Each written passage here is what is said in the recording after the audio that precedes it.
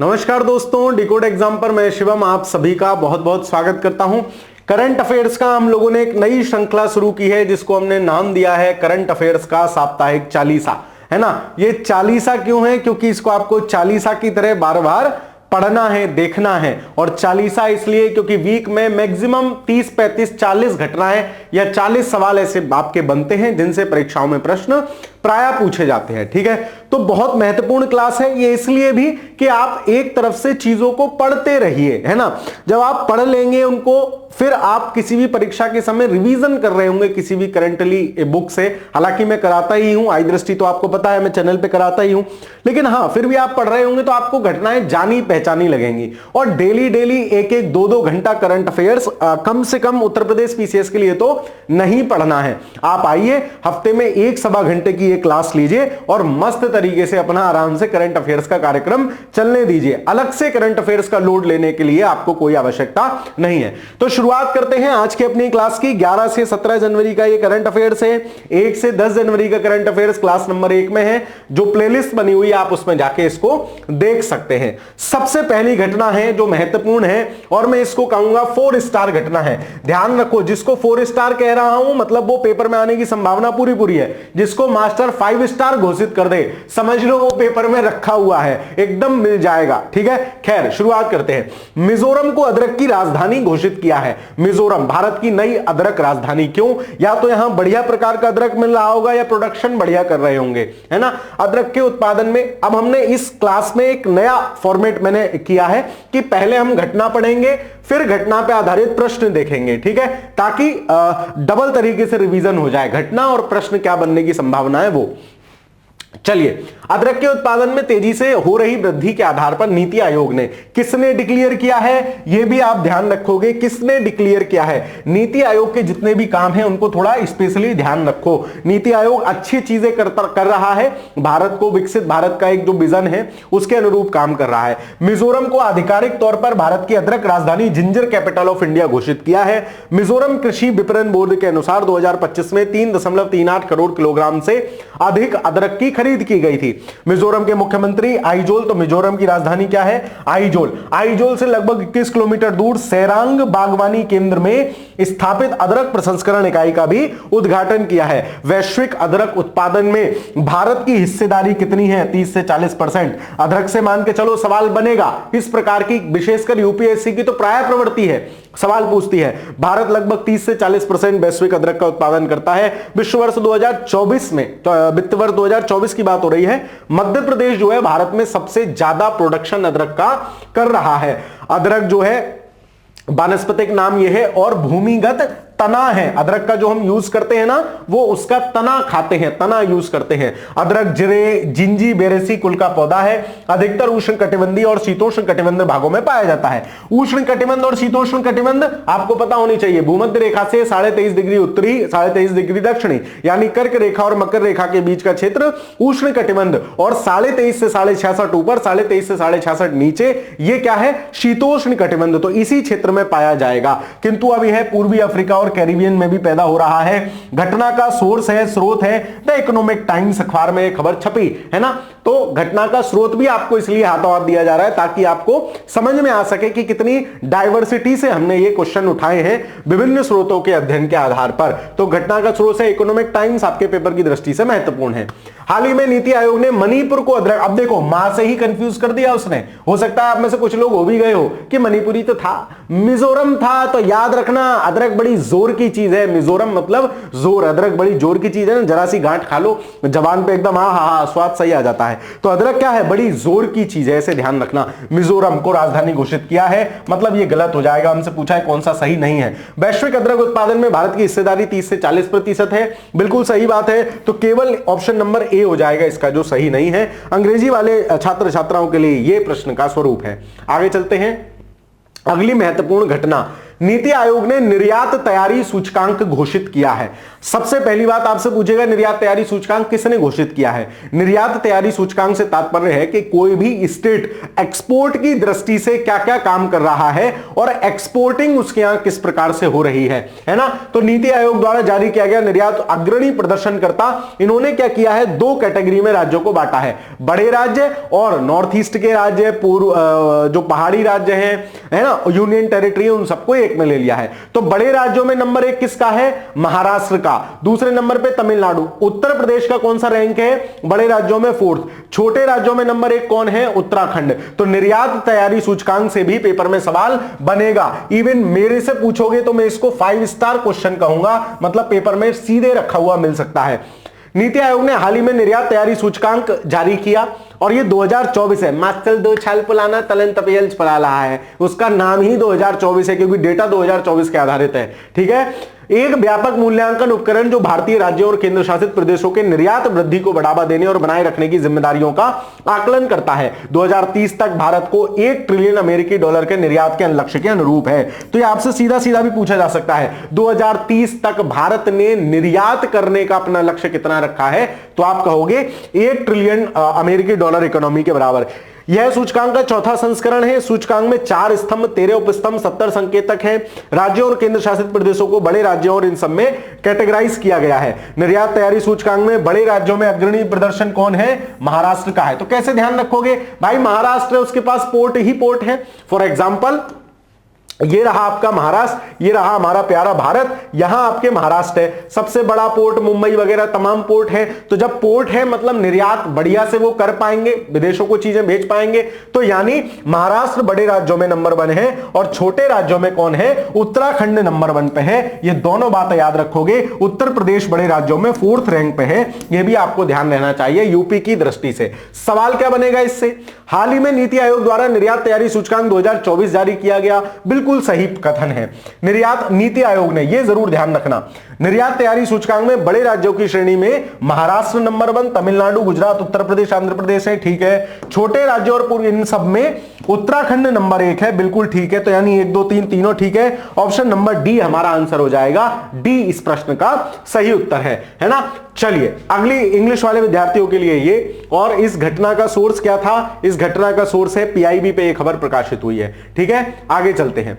Henley passport index. तो passport index लगातार जारी होते हैं जिनमें बताया जाता है किस देश का पासपोर्ट या वीजा कितना शक्तिशाली है कि वो कहीं भी बिना वीजा के आवागमन कर सकें, है ना। तो इसमें प्राय सिंगापुर ही नंबर 1 पे रहता है। भारत की रैंक हमें ध्यान रखनी है, नंबर 1 पे कौन है ये ध्यान रखना है, कौन जारी कर रहा है ये ध्यान रखना है। इस पूरी घटना से 3 चीजें महत्वपूर्ण है। कौन जारी करता है? तो देखो लंदन स्थित, कहां? लंदन स्थित हेनले एंड पार्टनर्स द्वारा यह सूचकांक जारी किया जाता है। भारत की रैंक कितनी है? 80 रैंक है।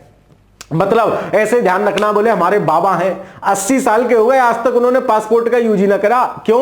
क्योंकि कहीं हवाई जहाज में उड़ने का मौसम ही नहीं आया, मतलब मजा ऐसा वो ही नहीं बना, सीन ही नहीं बना। ठीक है, तो ध्यान रहेगी बात। 80 साल के बाबा हैं, मतलब हमारी रैंक कितनी है?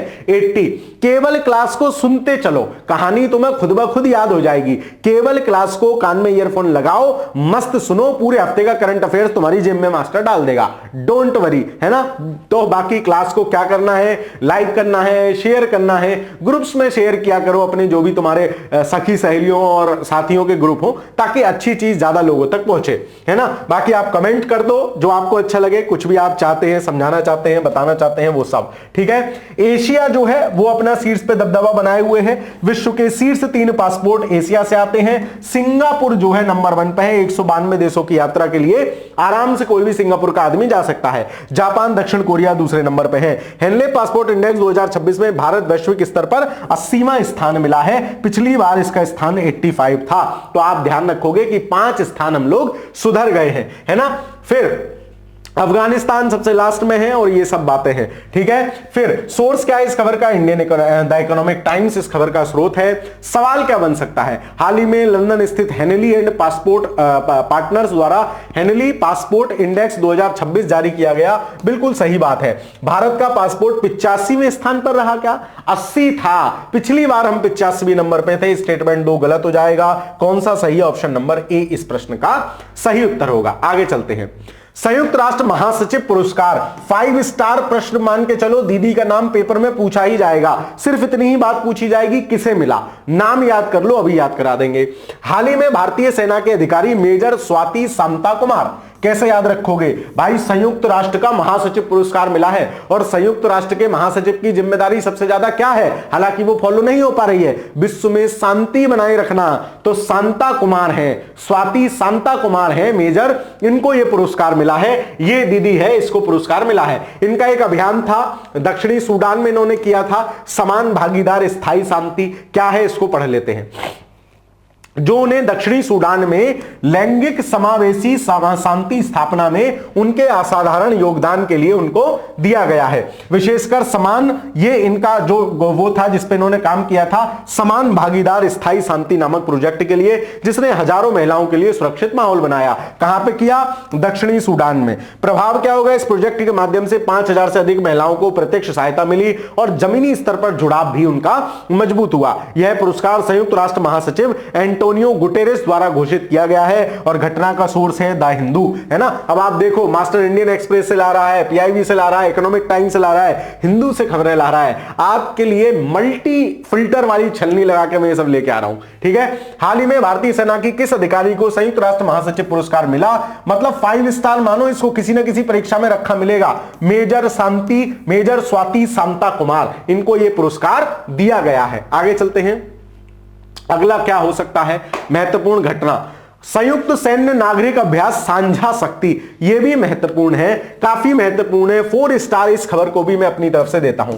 4 स्टार। क्या है इसमें, देखो अब तक क्या होता था, सेना अभ्यास करती थी, लेकिन यह अभ्यास सैनिक और आम नागरिकों के बीच हुआ है। किसी आपातकालीन स्थिति में, किसी दिक्कत में, किसी प्राकृतिक आपदा के समय कैसे हम हेल्प कर सकते हैं और लोगों की, तो समाज को भी इस बारे में शिक्षित होना चाहिए। जैसा आप इस इमेज में देख रहे हैं, एनडीआरएफ एसडीआरएफ की टीम है, कैसे हम वेंटिलेटर ना होने की स्थिति में भी वेंटिलेटर बना के आदमियों को रेस्क्यू कर सकते हैं, उनको बचा सकते हैं। तो साझा शक्ति, साझा मतलब साथ की शक्ति, हुआ कहां है ये देखो, भारतीय सेना की दक्षिणी कमान ने 8 से 9 जनवरी 2026 तक महाराष्ट्र के पुणे में, तो साझा शक्ति कहां हुई है, पुणे। बोले आप पूरे दम से, क्यों, सेना और आदमी दोनों मिल गए हैं, सेना और समान नागरिक सामान्य नागरिक दोनों मिल गए, तो अब साझा शक्ति, पूरी शक्ति हो जाएगी, ऐसे ध्यान रहेगा।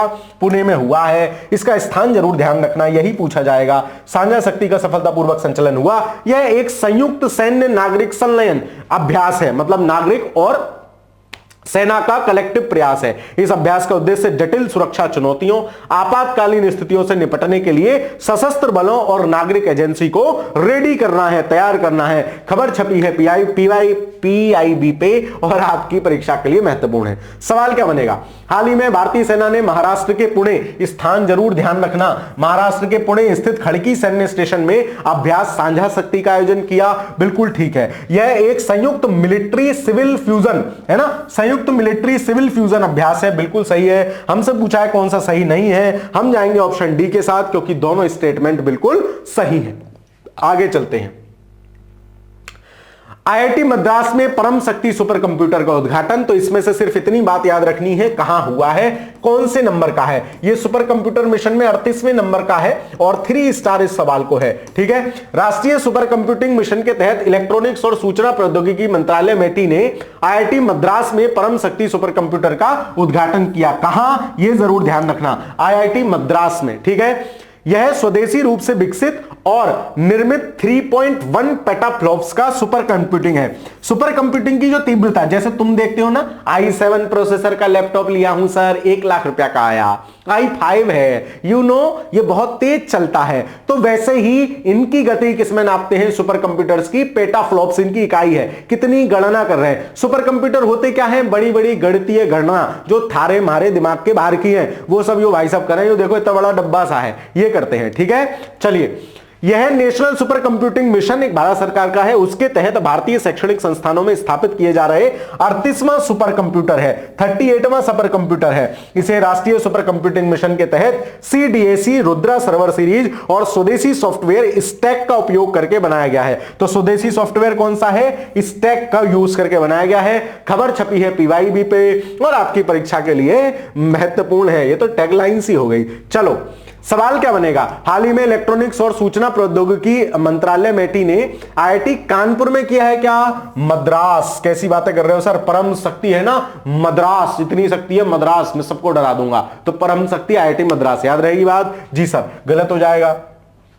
यह स्वदेशी रूप से विकसित और 3.1 पेटाफ्लॉप्स का सुपर कंप्यूटर है, बिल्कुल ठीक है। यह नेशनल सुपर कंप्यूटिंग मिशन के तहत भारतीय शैक्षणिक संस्थानों में स्थापित 38वां सुपर कंप्यूटर है, बिल्कुल ठीक है। 2 और 3 सही हो जाएंगे, पहला गलत हो जाएगा, मतलब ऑप्शन नंबर सी ही बचता है जो इस प्रश्न का सही आंसर हो सकेगा।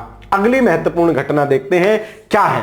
भारत की पहली पूर्णतया जैविक प्रमाणित पंचायत, भारत की नहीं है, इसको उत्तर पश्चिम भारत है, ये गलत लिख गया है, माफ कीजिए, उत्तर पश्चिम भारत है, यानी नॉर्थ वेस्ट, उत्तर पश्चिम भारत की, नॉर्थ वेस्ट भारत की पहली पूर्णतया जैविक प्रमाणित पंचायत, क्योंकि साउथ में और सिक्किम वगैरह पहले से ही जैविक घोषित हो चुके हैं, तो ये नॉर्थ वेस्ट एरिया की जैविक पंचायत है पहली, ठीक है। क्या है, राजस्थान की बामनसाड़ कंबर पंचायत, नाम याद रखोगे, राजस्थान की, ये 3 स्टार सवाल है ना, राजस्थान की बामनबास कंकर पंचायत जो है, साथ ही उत्तर पश्चिम भारत की राजस्थान की पहली और उत्तर पश्चिम भारत की पहली पूर्णतया जैविक पंचायत बन गई है। इसका मतलब इस पंचायत में जितने भी लोग खेती इत्यादि कर रहे हैं सब ऑर्गेनिक तरीके से कर रहे हैं, है ना, जैविक तरीके से कर रहे हैं, जिसे आधिकारिक तौर पर पूरी तरह से जैविक रूप में प्रमाणित किया गया है, जो टिकाऊ कृषि में एक महत्वपूर्ण उपलब्धि है। प्रमाणनकर्ता किसने दिया है प्रमाणन, COFED को farming federation of organic societies and producer companies द्वारा दिया गया है। पंचायत को राष्ट्रीय जैविक उत्पादन कार्यक्रम के मानकों के तहत पूर्णतः जैविक प्रमाणित पाया गया, PIB पे खबर छपी थी, ठीक है। तो आपको केवल नाम याद रखना, राजस्थान की बामन, क्या नाम है, बामन याद कर लेना, बामनवास कंकर पंचायत, ठीक है। चलिए सवाल क्या बनेगा, राजस्थान की बामन कौन सा सही है, बामनवार कंकर पंचायत राज्य की और उत्तर पश्चिम भारत की पहली पूर्णतः जैविक पंचायत बन गई है। इस पंचायत को इसके मानकों के तहत पूर्ण जैविक, दोनों सही हैं, ऑप्शन नंबर सी इस प्रश्न का सही उत्तर हो जाएगा। तो बिल्कुल क्लियर कट तरीके से पढ़ते चलो, समझते चलो, घटनाएं क्या हैं, सवाल क्या बनेगा और आपसे क्या पूछा जा सकता है। इतने शानदार तरीके से करंट अफेयर्स मुझे नहीं लगता यूट्यूब पे कोई वीकली कराता है, या तो सब घटनाएं बताते हैं या सब सवाल कराते हैं, मास्टर दोनों का फ्यूजन है, घटनाएं भी बता रहा है, सवाल भी बता रहा है, याद करने की ट्रिक मुफ्त, वो सब फ्री में बता रहा है। तो आपकी जिम्मेदारी है कि इस क्लास को ज्यादा शेयर करें, है ना, ताकि ज्यादा लोगों तक चीजें पहुंचे, करंट अफेयर्स का हुआ मार्केट से खत्म हो। डेली 2-2 घंटा करंट अफेयर्स नहीं पढ़ना है। अपने विराट भैया थारे हमारे सबके 28,000 रन क्रिकेट के सभी प्रारूपों में इन्होंने पूरे कर लिए हैं और सबसे तेज किए हैं। 2 बातें हैं, 28,000 रन पूरे किए हैं, कुमार संगकारा के भी थे, सचिन तेंदुलकर साहब के भी थे और विराट कोहली के भी हैं, लेकिन सबसे तेज इन्होंने पूरा किए हैं, ठीक है। चलिए, भारतीय क्रिकेट, ये तो आपको पता ही है, भाई साहब दिख ही रहे हैं, भारतीय क्रिकेट स्टार विराट कोहली ने 11 जनवरी 2026 को न्यूजीलैंड के खिलाफ, तो कोई शैतान एग्जामिनर होगा ना, आपसे पूछेगा किसके खिलाफ मैच खेलते हुए बनाए थे, तो न्यूजीलैंड के खिलाफ पहले वनडे मैच के दौरान अंतरराष्ट्रीय क्रिकेट के सभी प्रारूपों में 28,000 रन का आंकड़ा पार करने वाले सबसे तेज खिलाड़ी बन गए हैं। कैसे सबसे तेज, याद रखना, 28,000 रन पूरे करने वाले एकमात्र खिलाड़ी नहीं है, सबसे तेज 28,000 रन पूरे करने वाले खिलाड़ी हैं। वह सचिन तेंदुलकर के बाद समग्र रूप से दूसरे नंबर पर सबसे अधिक रन बनाने वाले खिलाड़ी भी बन गए हैं। मतलब सचिन तेंदुलकर के 28,000 से ज्यादा रन है, शायद विराट कोहली उसको भी पार कर जाए, वो बात की बात है। कोहली ने 624वीं पारी में ऐसा किया, जबकि तेंदुलकर 644 पारी में ऐसा कर पाए थे और कुमार संगकारा 666वीं पारी में ऐसा कर पाए थे। द हिंदू पे खबर छपी थी। आपकी परीक्षा की दृष्टि से क्या फैक्ट महत्वपूर्ण है, सबसे तेज पूरे किए हैं, 624 पारी में पूरे किए हैं और न्यूजीलैंड के खिलाफ खेलते हुए पूरे किए हैं, इससे ज्यादा कुछ नहीं, ठीक। चलिए सवाल क्या बनेगा, 11 जनवरी को आपसे नाम पूछ लेगा तो विराट कोहली 11 जनवरी 2026 को न्यूजीलैंड के खिलाफ पहले वनडे मैच के दौरान अंतरराष्ट्रीय क्रिकेट के सभी प्रारूपों में 28,000 रन पूरे करने वाले सबसे तेज बल्लेबाज कौन बन गए हैं, that is the one and only Virat Kohli, है ना। Who became the fastest batsman to reach 28,000 runs in all format of international cricket during the first ODI against the New Zealand on January 11, 2026। तो इस बात को भी आप अच्छे से ध्यान रखोगे, सवाल ये भी बन सकता है, ठीक है। चलिए अगली महत्वपूर्ण घटना है शत्रुजीत सिंह कपूर, भारतीय तिब्बत सीमा पुलिस के महानिदेशक। तो ITBP जो है, इंडो तिब्बत बॉर्डर फोर्स जो है, ITBP एक महत्वपूर्ण जो है सीमा सुरक्षा बल है उसके हेड बन गए हैं। कौन? शत्रुजीत सिंह कपूर। तो कैसे याद रखोगे भाई, तिब्बत जो था ना उसको शत्रु मतलब चाइना ने जीत लिया और कपूर की तरह उड़ा के ले गया, अपने में समाहित कर लिया। अब तो तिब्बत का अस्तित्व ही नहीं है उस स्वरूप में जिस स्वरूप में होना चाहिए।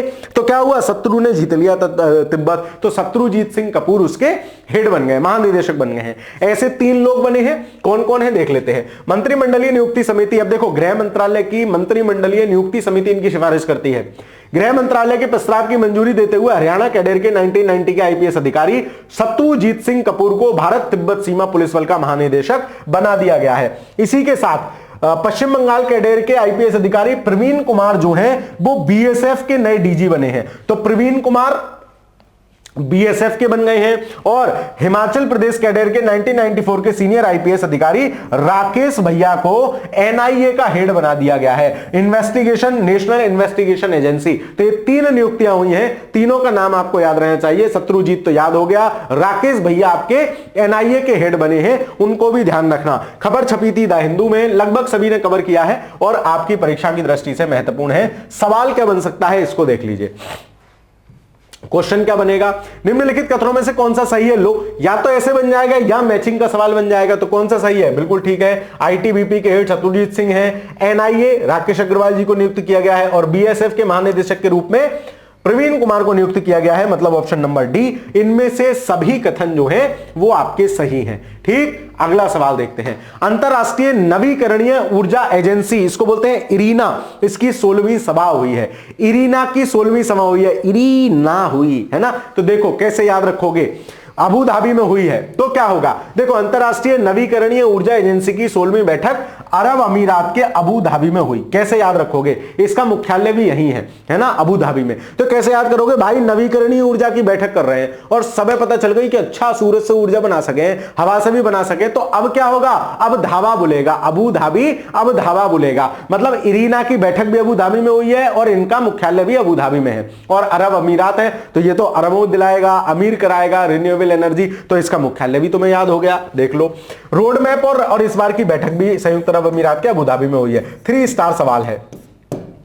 रोड मैप और रणनीतिक दिशा, अंतरराष्ट्रीय नवीकरणीय ऊर्जा एजेंसी के माध्यम अभिनीति रणनीति का मूल्यांकन और कार्य कार्यक्रम का बजट अपनाना, अंतरराष्ट्रीय नवीकरण, ये सब कहानियां हैं, है ना। इसकी स्थापना 2009 में जर्मनी के वॉन शहर में हुई थी। इसका मुख्यालय कहां है, मसदर शहर में है, अबू धाबी में है, संयुक्त अरब अमीरात देश है। तो ये पूरी बात आपको याद रहनी चाहिए। और इसमें क्या महत्वपूर्ण है, ये एक स्वतंत्र निकाय है, यूएन के पर्यवेक्षक का दर्जा रखता है, 170 कंट्री है, 169 स्टेट है और एक यूरोपियन यूनियन है। सोर्स क्या है खबर का, पीआईवी है, वहां पे छपी है और आप पेपर में सवाल बनेगा। हाल ही में इरीना अंतरराष्ट्रीय नवीकरणीय ऊर्जा एजेंसी इरीना की 16वें सत्र की सभा कतर में आयोजित की गई। कतर में की गई थी, क्या सर धावा बुलवा रहे थे मास्टर, मतलब ये गलत हो जाएगा, स्टेटमेंट एक गलत है, यही पूछा हमसे कौन सा सही नहीं है। फिर अंतरराष्ट्रीय नवीकरणीय ऊर्जा एजेंसी एक अंतर सरकारी संगठन है जिसकी स्थापना 2009 में हुई थी। कहां, जर्मनी के वान शहर में हुई थी। बोले सब एनर्जी जम गई, जर्मनी सारी एनर्जी जम गई, नो, सारी एनर्जी कह रही है नो अब मैं काम नहीं करूंगी, तब नवीकरणीय ऊर्जा आई। तो जर्मनी के वान शहर में 2009। ठीक, सतत ऊर्जा भविष्य की ओर संक्रमण में सहायता प्रदान करने के लिए की गई थी। दूसरा सही है। कौन सा सही नहीं है, ऑप्शन नंबर ए हो जाएगा इसमें से जो सही नहीं है। ये आपके लिए एक छोटी सी सूचना, यदि आप इलाहाबाद हाईकोर्ट आरओ एआरओ परीक्षा की तैयारी करना चाहते हैं और आप चाहते हैं कि आप उसमें सफल हो, आपको सिलेक्शन मिले, तो आप डिकोड एग्जाम के बैच से जुड़ सकते हैं। आरओ एआरओ परीक्षा में डिकोड एग्जाम को एक अच्छा अनुभव है और हमारे सफल रिजल्ट रहे हैं। उन सफल रिजल्ट के लिए हमारा कंटेंट, हमारी क्लासेस, हमारी टेस्ट सीरीज, सभी चीजों की महत्वपूर्ण उपयोगिता है। तो आप चाहते हैं कि कंबाइंड रूप से आपको सब कुछ एक जगह मिल जाए, तो डिकोड एग्जाम के इस बैच से अच्छा कुछ नहीं है। मात्र 2000 रुपए का बैच है जिसमें आपको रिकॉर्डेड क्लास मिलेंगी, उनके पीडीएफ नोट्स मिलेंगे, एग्जाम से पहले 10 फुल लेंथ टेस्ट भी हम आपको इसमें प्रोवाइड कराएंगे। तो मतलब मार्केट में जितना टेस्ट सीरीज का रेट है उससे ज्यादा कंटेंट हम आपको टेस्ट सीरीज के रेट में ही प्रोवाइड कर रहे हैं। बाकी डेली टेलीग्राम टेस्ट और वो सब इसमें होता ही है ना। और कोई भी आप जानकारी चाहते हैं तो ये हमारे ऑफिशियल नंबर हैं, इन पे आप कांटेक्ट कर सकते हैं। 9506742546 पर भी व्हाट्सएप कर सकते हैं। इलाहाबाद हाईकोर्ट आरओ एआरओ लिख के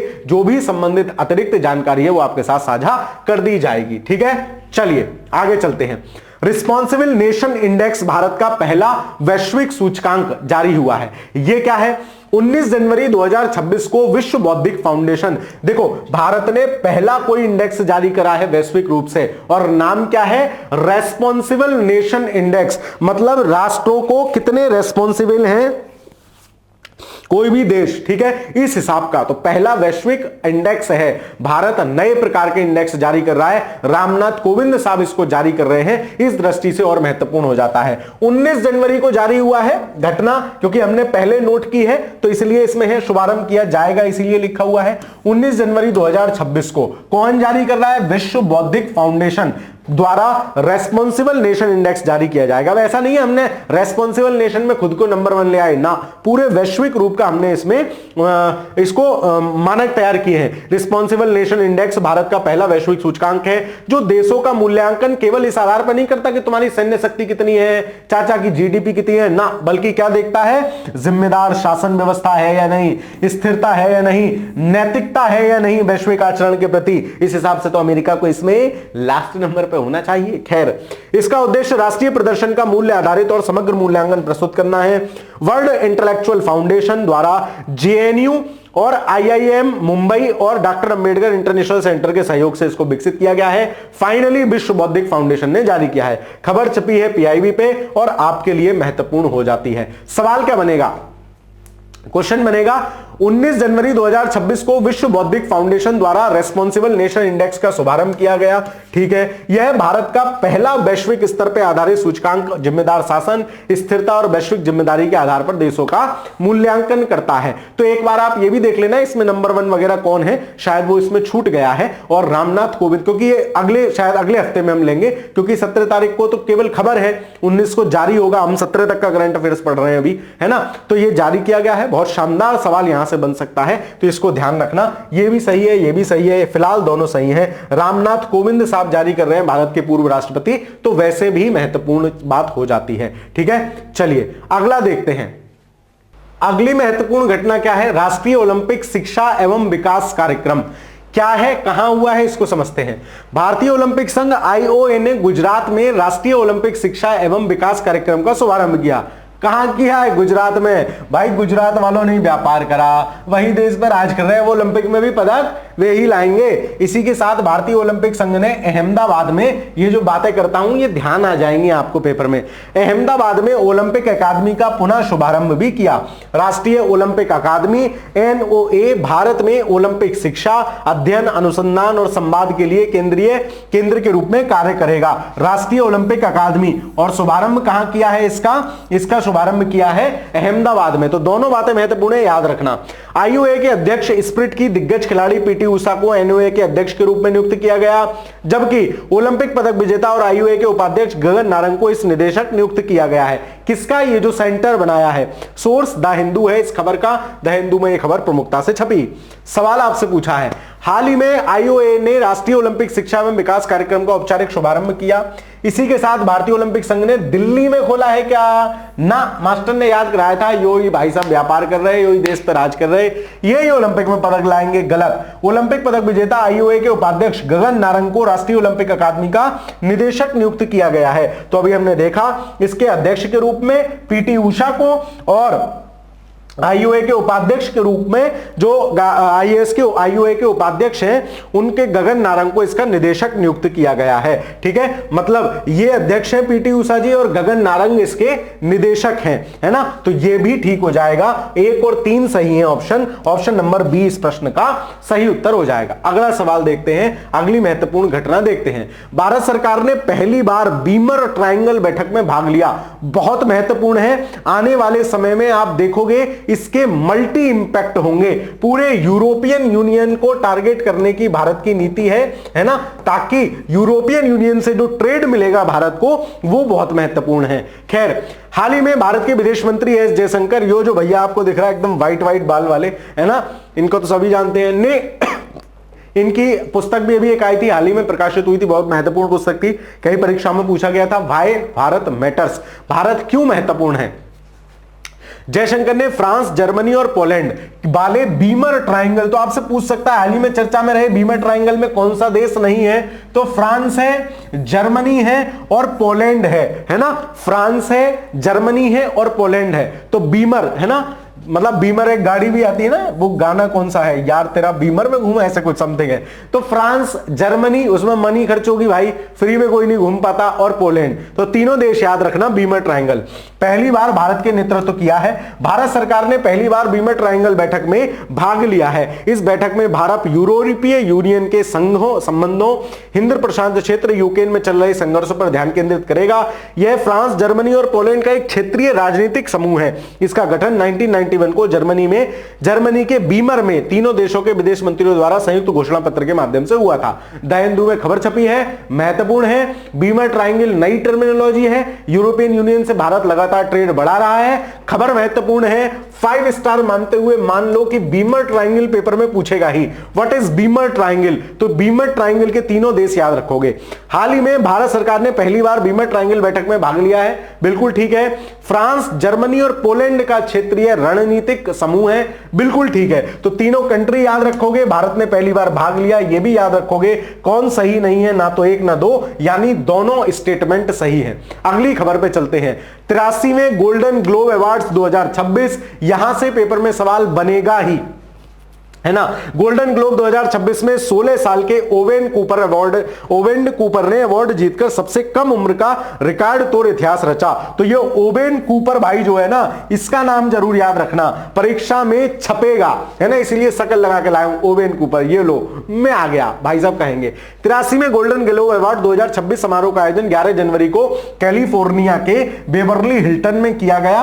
83वें गोल्डन ग्लोब अवार्ड 2026 में Leonardo DiCaprio film one battle after another golden globes में अधिकतम 5 पुरस्कार जीते। सबसे ज्यादा पुरस्कार किसने जीते, वन बैटल ऑफ अनदर, भाई एक के बाद एक बैटल लगाते हुए लगातार पुरस्कार जीत गई picture, one battle after another. तो लगातार इसने भी वन बैटल के बाद वन बैटल जीत लिए।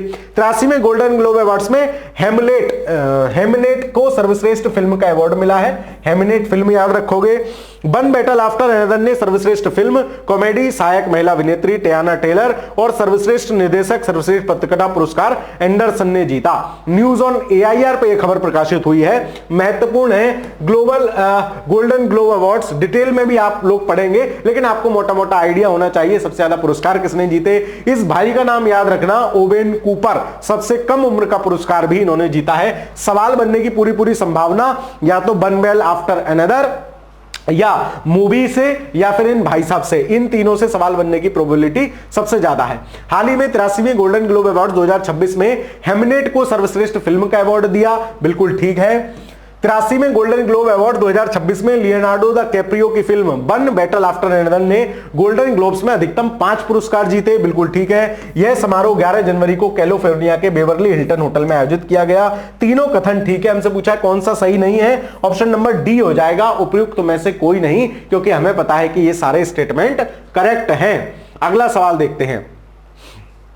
पवन कल्याण एकदम दमदार हीरो हैं, मतलब साउथ के सुपरस्टारों में गिनती है पवन कल्याण की, और मुख्यमंत्री भी हैं। ये रहे पवन कल्याण साहब। मार्शल आर्ट्स के टाइगर बने पवन कल्याण, जापान के बाहर समुराई समुदाय में शामिल होने वाले पहले व्यक्ति बने। एक जापान की आर्ट है, उन्होंने सीखी है इस उम्र में। आप सोचो, आप पढ़ने के लिए कहते हो कि सर कैसे होगी पढ़ाई, क्यों नहीं हो रही पढ़ाई, लेकिन अब होगी पढ़ाई, है ना। लेकिन ये आदमी सोचो इतनी उम्र में इतनी राजनीतिक जिम्मेदारियों के बावजूद भी सीख रहे हैं। पवन कल्याण समुराई मार्शल आर्ट, कौन सी मार्शल आर्ट है, समुराई मार्शल आर्ट के जुन्सु परंपरा में औपचारिक रूप से दीक्षित होने वाले पहले भारतीय बन गए हैं। इसलिए भी यह बात महत्वपूर्ण है, पहले भारतीय बन गए हैं। आंध्र प्रदेश के उप मुख्यमंत्री हैं पवन कल्याण को जापानी समुराय तलवारबाजी परंपरा केन जुत्सु में शामिल होकर एक दुर्लभ वैश्विक पहचान हासिल की है।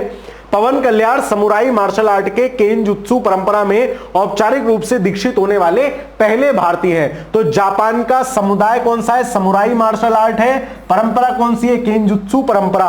ये सब सवाल में दिया होगा। आपसे पूछा है, आपसे पूछेगा पहला व्यक्ति कौन बन गया है, इस प्रकार से प्रश्न पूछा जाएगा, तो ध्यान रखना। इस प्रतिष्ठित सम्मान ने उन्हें विश्व भर के कुछ चुनिंदा गैर जापानी अभ्यासकर्ताओं में शामिल किया है और वैश्विक सांस्कृतिक मार्शल परंपराओं में भारत की बढ़ती उपलब्धि को भी दर्शाती हमारी है कि भारतीय मार्शल आर्ट विभिन्न देशों का हम सम्मान करते हैं एज इट इज, जैसे हमारी है, और पवन कल्याण जी के लिए तो है ही है। ठीक है, तो ये रहे पवन कल्याण। सोर्स इस खबर का द हिंदू है। हाल ही में समुराई मार्शल आर्ट्स के जुत्सु में शामिल होने वाले पहले भारतीय कौन बने हैं?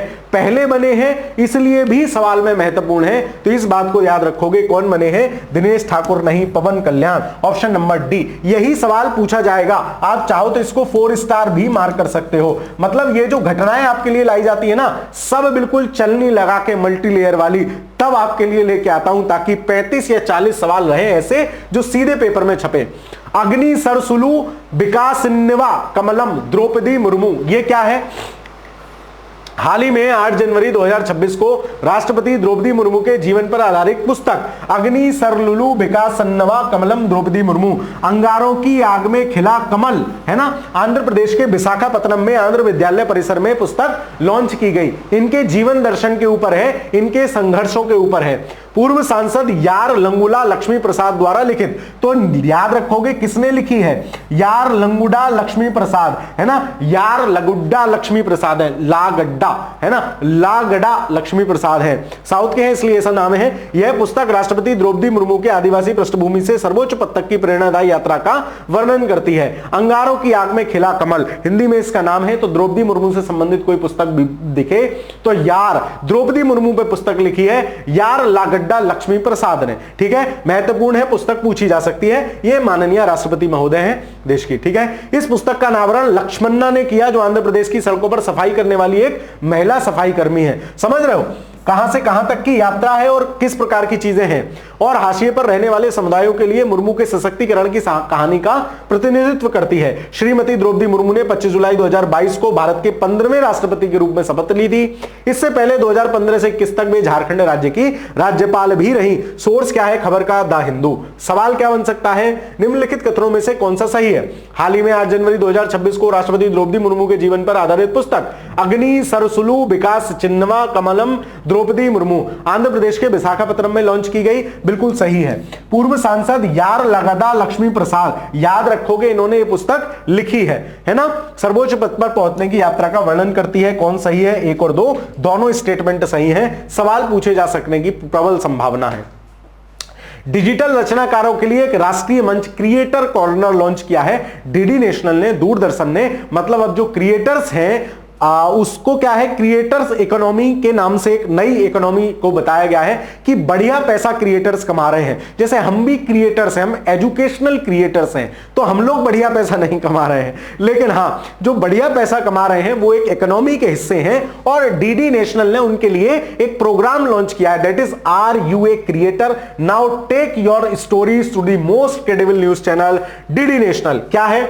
हाल ही में प्रसार भारती ने डिजिटल रचनाकारों के लिए एक राष्ट्रीय मंच प्रदान करने के लिए डीडी न्यूज पर क्रिएटर कॉर्नर लॉन्च किया है। क्या आप हमारे यहां के वीडियोस बनाइए, हमारे चैनल के माध्यम से प्रसारित होइए। यह डीडी न्यूज पर एक समर्पित स्लॉट है जिसमें पूरे भारत के डिजिटल रचनाकारों द्वारा बनाई गई सामग्री को प्रदर्शित किया जाएगा। उद्देश्य प्रसार भारती और व्यक्तिगत कंटेंट क्रिएटर्स के बीच साझेदारी के माध्यम से गुणवत्तापूर्ण सामग्री को प्रोत्साहित करके और इसकी पहुंच का विस्तार करके डिजिटल अर्थव्यवस्था को बढ़ावा देना।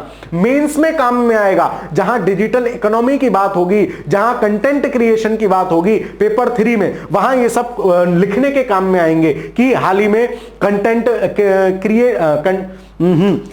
कंटेंट क्रिएटर्स के लिए कॉर्नर एक डीडी नेशनल न्यूज ने लॉन्च किया है, जो कि इस प्रकार की इकोनॉमी को बूम करता है। यह पहल राजस्व साझाकरण मॉडल पर आधारित होगी, जिसमें प्रोग्रामिंग से उत्पन्न राजस्व का 90% जो होगा वो कंटेंट क्रिएटर को दिया जाएगा, जबकि 10% प्रसार भारती अपने पास रखेगी। मतलब मंच प्रदान कर रही है एक तरह से प्रसार भारती कि आओ हमारे चैनल के माध्यम से प्रमोट करो। खबर छपी है द इंडियन एक्सप्रेस में। सवाल, हाल ही में प्रसार भारती इसकी जगह कुछ और ले सकता है आपसे, है ना। तो प्रसार भारती ने लॉन्च किया है, बात ध्यान रखना। देश भर में डिजिटल रचनाकारों को राष्ट्रीय मंच प्रदान करने के लिए डीडी न्यूज पर क्रिएटर्स कॉर्नर लॉन्च किया है। बिल्कुल ठीक है। डीडी न्यूज देश भर के डिजिटल रचनाकारों द्वारा निर्मित सामग्री को प्रदर्शित करने के लिए समर्पित मंच है। ऐसा नहीं है ना। यह पहल राजस्व साझाकरण पर है, 50-50 में नहीं है, तो तीसरा गलत हो जाएगा, बचा 1 और 2। 1 और 2 सही है, यानी ऑप्शन नंबर ए सही है। ठीक है, 50-50 में नहीं है, 90-10 में है, ये बात आप याद रखोगे। ऑप्शन नंबर ए इस प्रश्न का सही उत्तर हो जाएगा। अगली महत्वपूर्ण घटना, अंतरराष्ट्रीय मसाला सम्मेलन। सवाल बनेगा 5 स्टार मान के चलो इस क्वेश्चन को। बहुत अच्छे क्वेश्चन है इस क्लास में, आपकी जिम्मेदारी है वीडियो को लाइक साझा करो, हाइप हाइप मार दिया करो, जो हाइप वाला बटन आजकल है ना वो भी कर लिया करो, ग्रुप्स में शेयर किया करो, ताकि अच्छे कंटेंट, रोज रोज 2-2 घंटा करंट अफेयर्स पढ़ने का कोई मतलब नहीं है। एक हफ्ते में आओ, 1-1.25 घंटे में मास्टर चालीसा कराता है, इस चालीसा को चालीसा की तरह पढ़ना है, और चालीसा इसलिए क्योंकि 40 सवाल होते हैं। ठीक है, चलिए, अंतरराष्ट्रीय मसाला सम्मेलन कोच्चि में आयोजित, कोच्चि करेगा 9th edition of international spice conference की मेजबानी। अंतरराष्ट्रीय मसाला कन्वेंशन सम्मेलन का 9वां संस्करण कोच्चि में आयोजित किया जाएगा। तो मसाला क्या है? कोच्चि, कुछ कुछ मसाले पड़े हुए हैं, याद रह जाएगा, मसाला कोच्चि है ना। कोई चीज नहीं, केवल मसाला डाल दो, सब्जी टनाटन।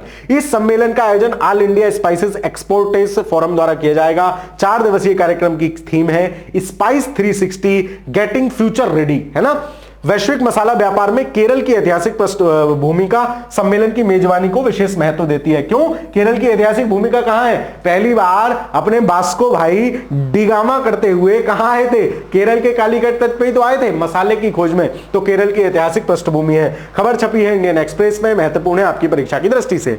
इंटरनेशनल स्पाइस कॉन्फ्रेंस का 9वां संस्करण फरवरी तक कोच्चि केरल में आयोजित किया जाएगा। बिल्कुल ठीक, अभी अपन फरवरी के समय भी इसको पढ़ रहे होंगे। इस सम्मेलन का आयोजन ऑल इंडिया स्पाइसेस एक्सपोर्टम फोरम द्वारा किया जाएगा। दोनों सही, हमसे पूछा है कौन सा सही है, ऑप्शन नंबर सी इस प्रश्न का सही उत्तर होगा। आगे चलते हैं। अकासा एयर अंतरराष्ट्रीय हवाई परिवहन संघ की सदस्य बन गई है, भारत की है अकासा एयर, है ना। तो इतना महत्वपूर्ण नहीं है, लेकिन पढ़ के निकलते हैं। हाल ही में अकासा एयर आधिकारिक तौर पर अंतरराष्ट्रीय हवाई परिवहन संघ की सदस्य बन गई है। दिसंबर में अकासा एयर ने IATA ऑपरेशनल सेफ्टी ऑडिट सफलतापूर्वक उत्तीर्ण कर लिया। सुरक्षा के एक मानक की महत्वपूर्ण उपलब्धि है। इस सदस्यता में एयरलाइन की सुरक्षा, डिजिटल परिवर्तन और यह सब शामिल है। अकासा एयर भारत की सबसे युवा एयरलाइन है, जिसकी स्थापना विनय दुबे द्वारा 2020 में की गई। मतलब 5 साल पुरानी एयर कंपनी है जो उसमें शामिल हुई है। ठीक, आगे चलते हैं। अकासा एयर ITA में शामिल होने वाली 5वीं भारतीय एयरलाइन है ना। अंतरराष्ट्रीय हवाई परिवहन में संघ में शामिल होने वाली 5वीं एयरलाइन है। इससे पहले 4 एयरलाइन और शामिल हो चुकी हैं। कौन कौन सी 4 एयरलाइन है? भारत में अब 5 हो गई हैं, air India express, Indigo, spice jet और अकासा एयर। ठीक है, खबर छपी है इकोनॉमिक टाइम्स में, आपकी परीक्षा की दृष्टि से हल्की सी महत्वपूर्ण है। अकासा एयर कौन सी नई शामिल हुई है, ध्यान रखना। भारत की 5 हो गई हैं इंटरनेशनल में शामिल, और अकासा शामिल हुई है, यह बात ध्यान रखना।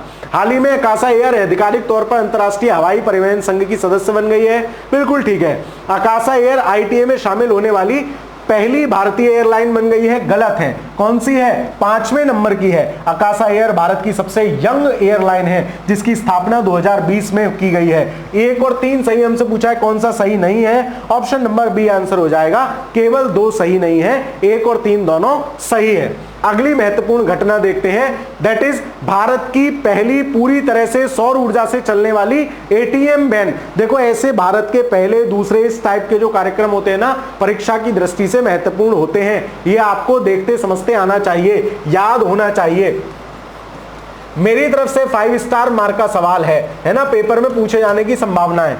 त्रिपुरा ग्रामीण बैंक TGB ने आधिकारिक तौर पर भारत की पहली पूरी तरह से सौर ऊर्जा से चलने वाली ATM वैन लॉन्च की है, जिसका नाम है TGB ऑन व्हील्स, मतलब त्रिपुरा ग्रामीण बैंक ऑन व्हील्स रखा गया है। यह अभिनव मोबाइल बैंकिंग इकाई द्वारा निर्बाध बैंकिंग सेवाएं प्रदान करने के लिए डिजाइन की गई है, जो टिकाऊ और समावेशी बैंकिंग को बढ़ावा देगी। मतलब सौर ऊर्जा से ATM वैन चल रही है, समझ रहे हो। कोई भी नेटवर्क, कोई भी किसी भी प्रकार के उस तरीके की चीजों की जरूरत नहीं है। Runs completely on solar energy, provides ATM services, promotes green and sustainability banking.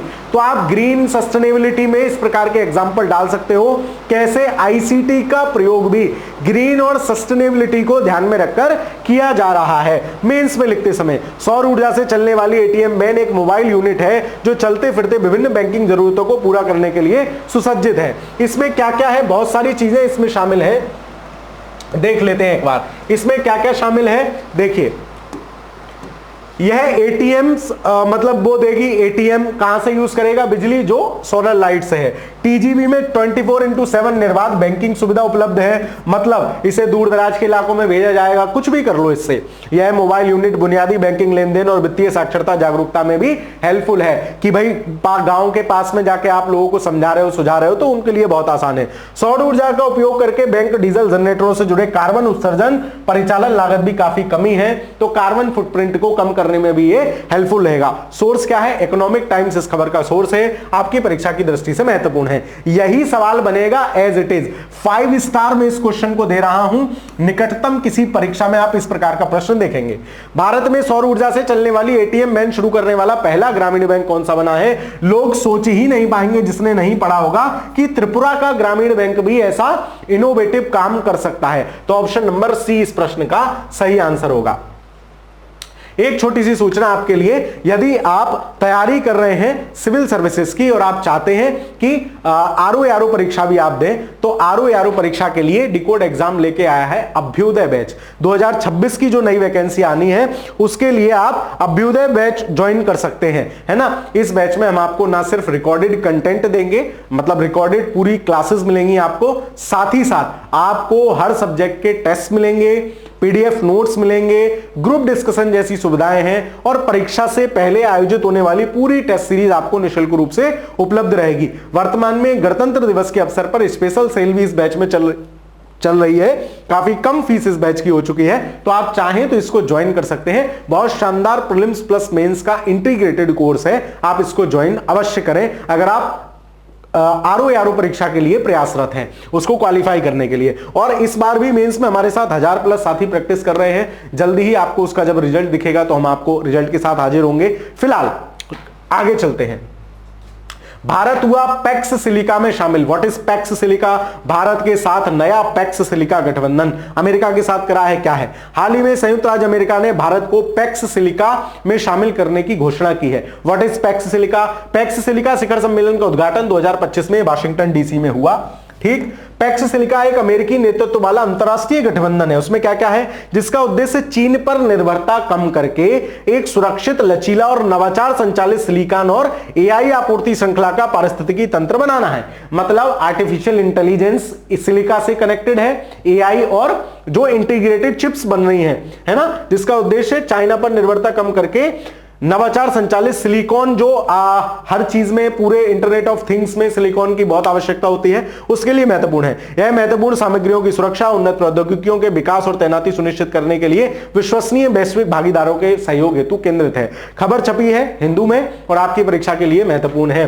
ठीक है, सवाल क्या बनेगा? हाल ही में संयुक्त राज्य अमेरिका ने भारत को पैक्स सिलिका में शामिल किया है। तो ये नए नए शब्द है, पैक्स सिलिका, पीछे वो यूरोप वाला ट्रायंगल जो पढ़ के आए थे, ये सब ध्यान रखो। सवाल बनेगा, उसमें 3 देश थे, जर्मनी, फ्रांस और पोलैंड। मास्टर को याद है, तुम्हें भी होना चाहिए। पैक्स सिलिका का एक अमेरिकी नेतृत्व वाला अंतरराष्ट्रीय गठबंधन है जिसका उद्देश्य चीन पर निर्भरता कम करना है, नवाचार संचालित सिलिकॉन और एआई आपूर्ति श्रृंखला को उन्नत करना है। दोनों सही है। कौन सा सही है? ऑप्शन नंबर सी, 1 और 2 दोनों इस प्रश्न का सही आंसर होगा। आगे चलते हैं। केंद्रीय सरकारी स्वास्थ्य योजना सीजीएचएस के लाभार्थियों के लिए परिपूर्ण मेडिक्लेम आयुष्मान बीमा उतना महत्वपूर्ण नहीं है, पढ़ के निकलते हैं। ठीक है, 14 जनवरी को केंद्रीय सरकारी स्वास्थ्य योजना के लाभार्थियों के लिए परिपूर्ण मेडिक्लेम आयुष बीमा शुरू किया गया। यह योजना वित्तीय विभाग सेवा द्वारा शुरू की गई। पॉलिसी के अंतर्गत कैशलेस उपचार और आधुनिक चिकित्सा प्रक्रियाएं शामिल हैं। यह पॉलिसी विशेष रूप से जो केंद्रीय स्वास्थ्य कर्मचारी हैं उनके लिए उपलब्ध है, जिनके परिवार में अधिकतम 6 सदस्य हो सकते हैं। यह पॉलिसी भारत के भीतर मरीजों की क्षतिपूर्ति आधारित अस्पताल में भर्ती होने पर कवरेज प्रदान करती है। 10 लाख रुपए या 20 लाख रुपए तक का बीमा कवर है। पीआईबी पे खबर छपी थी इसलिए शामिल की है मैंने, लेकिन सवाल की दृष्टि से उतना महत्वपूर्ण नहीं है, फिर भी देख लेते हैं। सवाल 14 जनवरी को आयुष बीमा शुरू किया, बिल्कुल ठीक है। वित्तीय सेवा विभाग ने शुरू किया। पॉलिसी भारत के भीतर मरीजों की क्षतिपूर्ति 10 से 20 लाख रुपए। कौन सही नहीं? ऑप्शन नंबर डी हो जाएगा, इनमें से कोई नहीं। कम महत्वपूर्ण है इसलिए पढ़ के जल्दी निकल रहा हूं। ठीक, आगे चलते हैं। समय का भी तो ख्याल रखना है आपके। एनएसजी द्वारा शुरू राष्ट्रीय आईईडी डेटा प्रबंधन प्रणाली का शुभारंभ, 2 स्टार इसको दे सकते हैं। National IDE data system NDS का शुभारंभ क्या है? केंद्रीय गृह मंत्री अमित शाह ने जनवरी 2026 में एनएसजी द्वारा राष्ट्रीय आईईडी डेटा प्रबंधन प्रणाली का शुभारंभ किया। यह अपनी तरह का पहला प्लेटफॉर्म है, इसलिए थोड़ा सा महत्वपूर्ण है। कुछ यूनिक आइटम है जिसमें 1999 से देश में हुए बम विस्फोट का विवरण मौजूद है। इसका उद्देश्य आतंकवादी हमलों की बेहतर जांच, मतलब पूरा एक डेटा है, तो आपको समझ में आएगा कि किस प्रकार का पैटर्न आतंकवादी फॉलो करते हैं, क्या क्या टेक्निक्स अपनाते हैं, क्या क्या करते हैं। एक डेटा और उसमें एआई की हेल्प ले लेंगे तो बहुत मदद मिलेगा, है ना। इसका उद्देश्य आतंकवादी हमलों की बेहतर जांच, विश्लेषण, रोकथाम, आईडी से संबंधित डेटा को व्यवस्थित रूप से एकत्र करना, संकलित करना, साझा करना है। प्रौद्योगिकी खंडित सुरक्षा डेटा का विश्लेषण, जो ब्लॉकचेन टेक्नोलॉजी है उसका विश्लेषण करने, केंद्रीकृत डेटाबेस बनाने, एआई आधारित उपकरणों का उपयोग करता है। ठीक है। एक्सेस, एनआईए, एटीएस, राज्य पुलिस और सीआईएसएफ की घटना का डेटा अपलोड करना और विश्लेषण करके काफी इजी रहेगा आतंकवादियों को पकड़ना और इस प्रकार की घटनाओं पर रोकथाम लगाना, है ना। सोर्स है इस घटना का पीआईवी। सवाल क्या बनेगा? प्रधानमंत्री नरेंद्र मोदी ने एनएसजी द्वारा राष्ट्रीय आईईडी डेटा प्रबंधन प्रणाली, तो ध्यान रखना प्रधानमंत्री ने नहीं शुरू की, होम मिनिस्ट्री ने शुरू की है, अमित शाह जी ने शुरू की है। इसका उद्देश्य आतंकवादी हमलों की बेहतर जांच, विश्लेषण और ये सब करना है। ये सही है। पहला गलत हमसे पूछा है कौन सा सही है, ऑप्शन नंबर बी, केवल 2 सही है। जो महत्वपूर्ण घटना होगी मास्टर खुद बताता है, रट ले, याद कर ले। ठीक, चलो। केंद्र सरकार की डी रेगुलेशन 1.0 रिपोर्ट में उत्तर प्रदेश को पहला स्थान, अब यूपी को पहला नंबर मिला है, इसलिए थोड़ा महत्वपूर्ण हो जाता है हमारे लिए। जनवरी 2026 में जारी केंद्र सरकार की डी रेगुलेशन 1.0 रिपोर्ट में उत्तर प्रदेश को भारतीय राज्यों में पहला स्थान मिला, है ना। यह खबर आपको सामान्यतः 20 जगह नहीं मिलेगी। उत्तर प्रदेश व्यापार को सुगम बनाने के लिए सभी 23 प्राथमिक सुधारों को पूरी तरह से लागू करने वाला पहला राज्य बन गया है। इन सुधारों में भूमि निर्माण और श्रम जैसे क्षेत्र शामिल है, जिनका उद्देश्य अनुपालन सरल बनाना और निवेश को बढ़ावा देना है।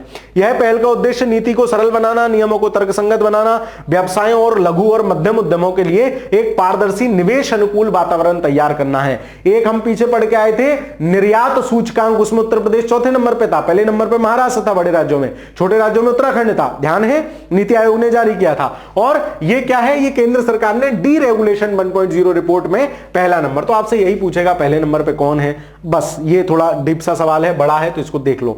डी रेगुलेशन रिपोर्ट में उत्तर प्रदेश ने भारतीय राज्यों में पहला नंबर प्राप्त किया। उत्तर प्रदेश पहला राज्य है। 23 प्राथमिकता वाले जो सुधार हैं उन्होंने कुछ कैटेगरी डिसाइड कर रखी होगी कि इन पे काम किया जाना चाहिए, उनमें यूपी ने काम किया है। इस पहल का उद्देश्य नीति को सरल बनाना, नियमों को तर्कसंगत करना, मतलब देखो आईसीटी का कोई भी प्रयोग पूछे क्या होगा? इजी बनाना, चीजों को सरल करना। ठीक है, चलो तीनों सही हो जाएंगे। कौन सा सही है? उपयुक्त सभी सही हो जाएंगे, ऑप्शन नंबर डी। आगे चलते हैं। भारत की पहली राज्य वित्त पोषित जैव सुरक्षा स्तर 4 लेबोरेटरी, भारत की पहली राज्य वित्त पोषित, ठीक है, क्या है? हाल ही में केंद्रीय गृह मंत्री अमित शाह ने गुजरात के गांधीनगर में, तो यह महत्वपूर्ण हो जाती है, गुजरात के गांधीनगर में गुजरात जैव प्रौद्योगिकी अनुसंधान केंद्र GBRC में भारत की पहली राज्य वित्त पोषित जैव सुरक्षा स्तर की लैब का उद्घाटन किया है। इस सुविधा को भारत के लिए स्वास्थ्य कवच के रूप में वर्णित किया गया है, जो राष्ट्रीय स्वास्थ्य सुरक्षा जैव प्रौद्योगिकी क्षमता के नए चरण का प्रतीक है। VSL-4 जैव सुरक्षा रोकथाम उच्चतम स्कोर है, जिसे दुनिया की सबसे खतरनाक अत्यधिक संक्रामक रोगजनक अनुसंधानों के लिए डिजाइन किया गया है। ठीक है, क्या है? बस पुणे के राष्ट्रीय विषाणु संगठन ने। तो आपको केवल इतना ध्यान रखना है कहां ऐसा राज्य पोषित वो बना है, तो गुजरात के गांधीनगर में जैव प्रौद्योगिकी लैब, है ना, बायो टेक्नोलॉजी लैब बनी है, जैव प्रौद्योगिकी आधारित लैब बनी है ना, पूरी तरह से। वो कहां है? सोर्स इस खबर का इंडियन एक्सप्रेस है। केंद्रीय गृह मंत्री ने पहली राज्य वित्त पोषित जैव सुरक्षा स्तर 4, अब ये बायो सेफ्टी लेवल 4, इनके कुछ लेवल होते होंगे, उतना डीप मुझे भी नहीं पता और आपको भी जानने की आवश्यकता नहीं है, कम से कम यूपीपीसीएस स्तर तक तो जानने की आवश्यकता नहीं है। ज्यादा से ज्यादा यही पूछा जाएगा कहां बनी है? गुजरात, और गुजरात में भी कहां? गुजरात की राजधानी गांधीनगर में। ठीक, चलिए 10-15 मिनट मुझे और झेलना है तुम्हें। चलो, भारत का पहला सॉवरेन एआई पार्क, यह महत्वपूर्ण है, 4 स्टार इस खबर को लगाओ। तमिलनाडु सरकार ने भारत का पहला पूर्ण स्टैक संप्रभु एआई पार्क बनाया।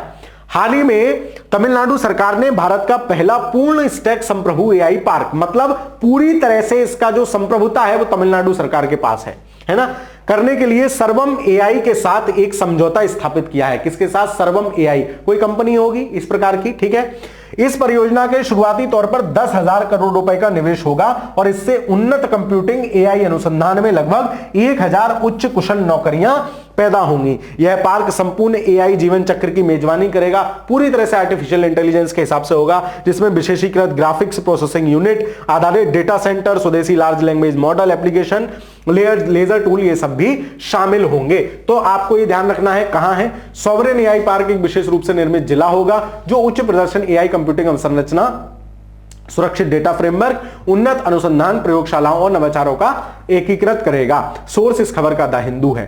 ठीक, कौन सा सही नहीं है? हाल ही में तमिलनाडु सरकार ने भारत का पहला पूर्ण स्टैक संप्रभु AI park, India's first full stack sovereign AI park, जो भी भारत का पहला, इस प्रकार की बातें हैं, घटनाएं हैं, वो आपकी परीक्षा की दृष्टि से महत्वपूर्ण हो जाती हैं, करने के लिए सर्वम एआई के साथ समझौता ज्ञापन पर हस्ताक्षर किए हैं। बिल्कुल ठीक है। यह पार्क संप्रभु एआई जीवन चक्र की मेजबानी करेगा, जिसमें विशेषीकृत ग्राफिक्स प्रोसेसिंग यूनिट, आधारित डेटा सेंटर, स्वदेशी large language model, application, ledger tool भी शामिल हैं। तो क्या हो जाएगा, ये भी सही है, ये भी सही है, दोनों सही हैं। आप इतना ध्यान रखना इसमें, भाई एआई पार्क है तो पूरी तरह से एआई आधारित होगा ही, ऑब्वियस है, तो उतनी सारी घटनाएं, इसको आप कॉमन सेंस से भी सॉल्व कर सकते हो। स्थान याद रखना, सरकार याद रखना कौन सी है, तमिल। भाई तू मिले एआई का इतना बढ़िया पार्क मिला है, तुझे दिखाऊंगा, तो तमिलनाडु, याद रहेगी बात? Yes sir. आगे चलते हैं। अगली महत्वपूर्ण घटना, लेग्ड मोबाइल मैनिपुलेटर, ये फोर लेग्ड है ना, फोर लेग्ड है। क्या है ये आइटम, ये क्या है? देखो ये एक डॉगी टाइप से बनाया, भारत की रोबोटिक्स में बड़ी छलांग देश को मिला, रोबोडॉग स्क्रॉप, खतरनाक काम कर सकता है ये। क्या आइटम है? हाल ही में भारत ने आईआईटी कानपुर की एक्सटेरा रोबोटिक्स द्वारा, तो आईआईटी कानपुर ने एक कार्यक्रम किया है, मतलब वो डिजाइन किया है, स्क्रॉप का अनावरण किया गया है। भारत का पहला पैरों वाला एक अत्याधुनिक मोबाइल मैनिपुलेटर रोबोट है, मतलब मोबाइल से चल सकता है। उसको कहेंगे डांस डॉगी डांस, तो वो डांस करेगा। ठीक है, खैर, पैरों की गतिशीलता को रोबोटिक्स भुजा के साथ मिलाकर स्क्रॉप जटिल वातावरण सुरक्षा, निरीक्षण, स्वचालन को बढ़ाता है। स्क्रॉप आपदा क्षेत्रों में, औद्योगिक स्थलों में, सुरंग, मनुष्यों के लिए असुरक्षित क्षेत्रों जैसे जोखिम वातावरण के लिए डिजाइन किया गया। भाई साहब को कहीं भी भेज देंगे, डक डिक डिक डिक चले जाएंगे और काम को निपटा के आ जाएंगे। किसने डिजाइन किया ये जरूर ध्यान रखोगे, आईआईटी कानपुर। ठीक, चलो, खबर का स्रोत क्या है? द हिंदू।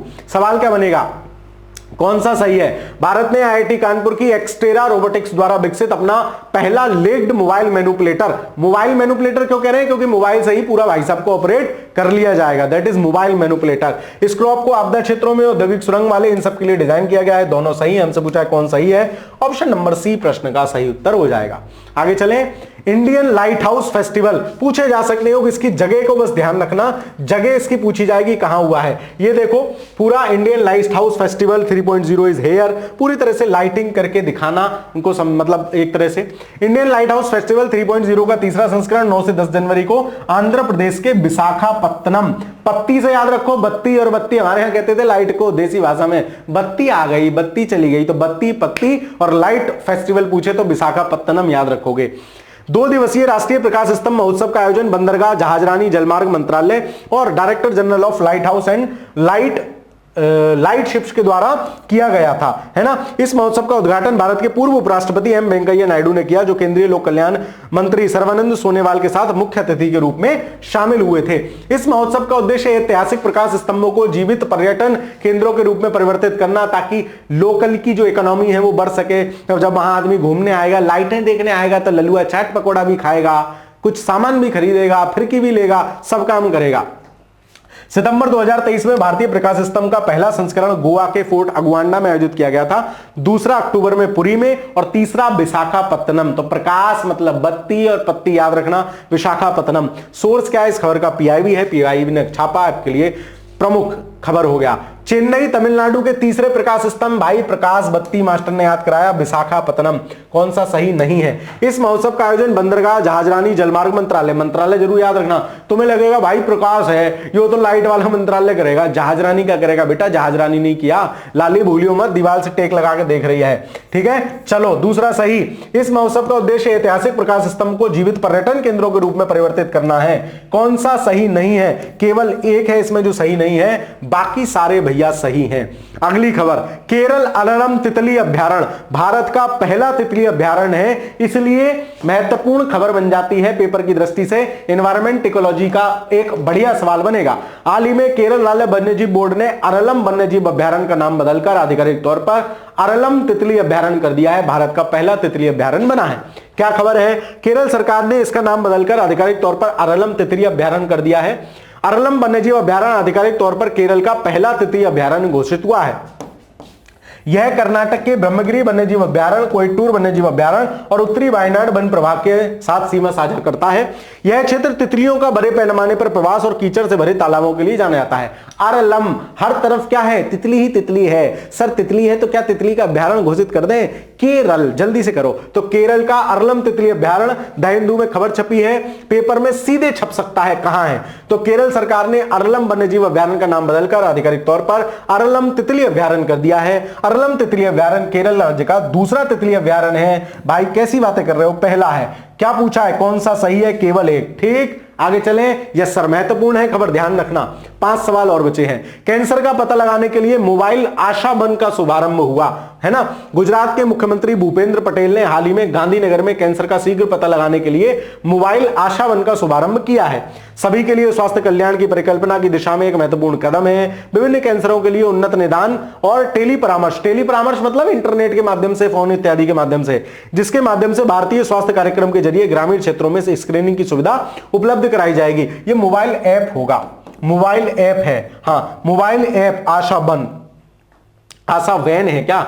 अच्छा, आशा वैन है, ये आशा वैन है भाई, आशा वैन का शुभारंभ। तो वो एक तरह से जाएगी। उद्देश्य फेफड़े, मुख और स्तन, गर्भाशय, ग्रीवा ऐप नहीं है, यकृत, प्रोटेस्ट सहित विभिन्न प्रकार के कैंसर का शीघ्र पता लगाना। प्रौद्योगिकी माफ कीजिए, द हिंदू में खबर छपी है। हाल ही में कैंसर का शीघ्र पता लगाने के लिए आशा वैन, मोबाइल आशा वैन, जैसे वो एटीएम था त्रिपुरा बैंक वाला, वैसे ही गुजरात सरकार ने कैंसर के लिए आशा वैन लॉन्च की है।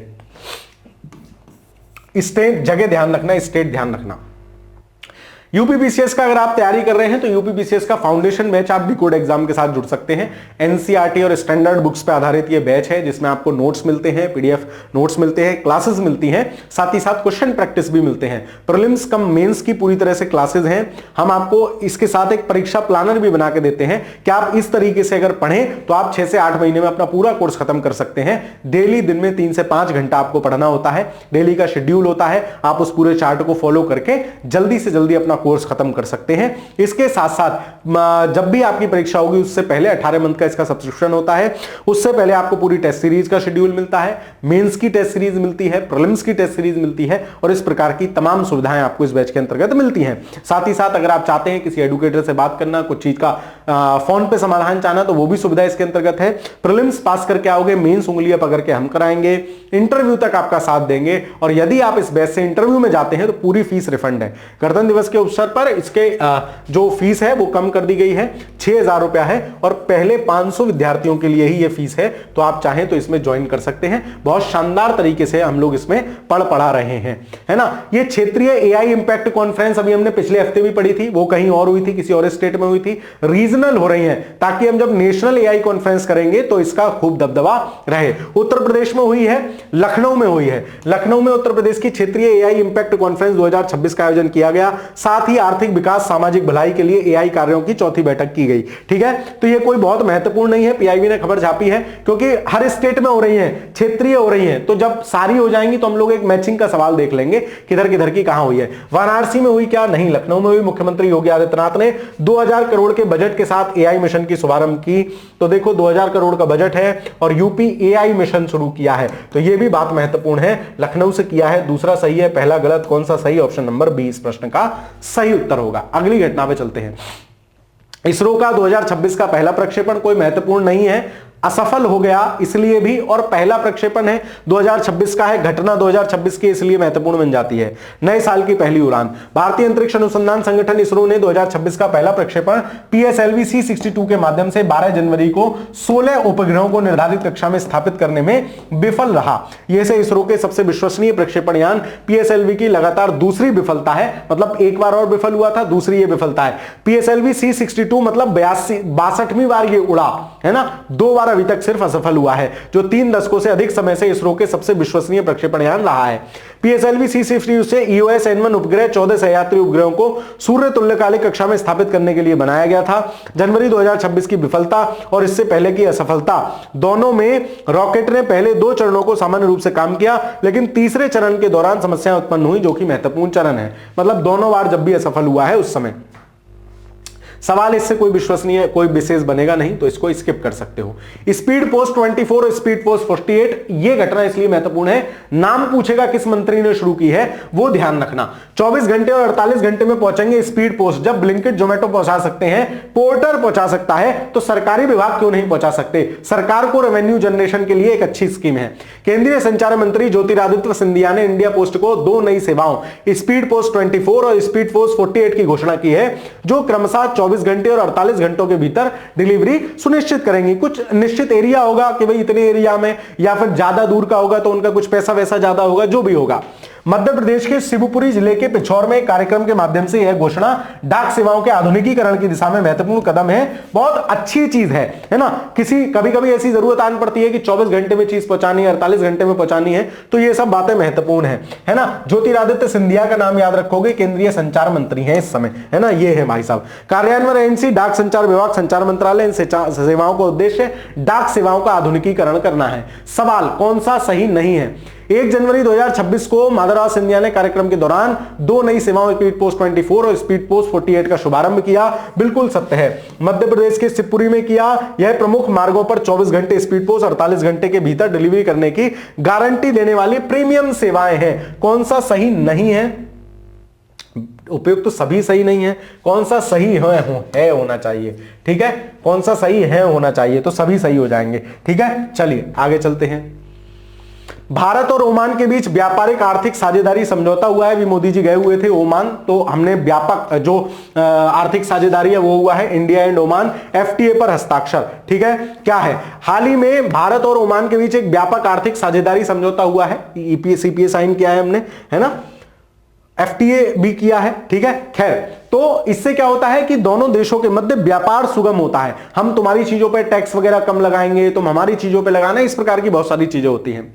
यह प्रथम द्विपक्षीय समझौता है जिसे ओमान ने 2006 में संयुक्त राज्य अमेरिका के बाद किसी देश के साथ किया है, इसलिए महत्वपूर्ण है। ओमान ने सेकंड हम पे ट्रस्ट दिखाया अमेरिका के बाद। ठीक है, इस समझौते पर वार्ता आधिकारिक रूप से 2023 में शुरू हो गई थी। ओमान ने अपनी 98.8 टैरिफ लाइन के शून्य शुल्क में पहुंच की पेशकश की है, जो भारत और ओमान के निर्यात का 99.38% कवर करेगी। भारत 77.79 टैरिफ लाइन के उदारीकरण की पेशकश कर रहा है, जो मूल्य के हिसाब से भारत और ओमान के आयात का इतने % कवर करती है। मतलब तुम हमारे टैक्स चीजें हमारी चीजों पे कम लगाओ, हम तुम्हारी चीजों पे कम लगाएंगे। PIB ने खबर छापी है।